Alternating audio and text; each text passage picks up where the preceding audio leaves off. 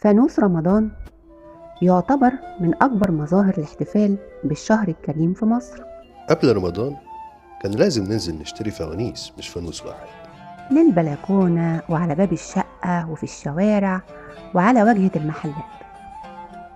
حكاية فانوس رمضان ليها روايات مؤرخة كتير.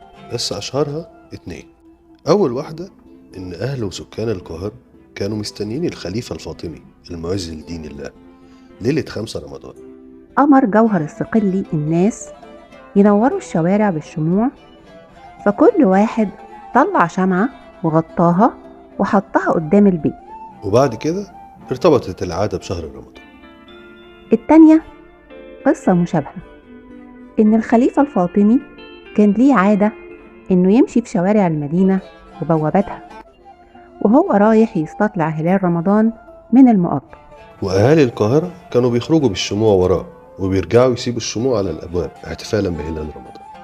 المهم إن فانوس رمضان عادة بدأت في مصر في العهد الفاطمي من 1000 سنة تقريبا، وبعدها بكام سنة اتنقلت للشام والدول العربية.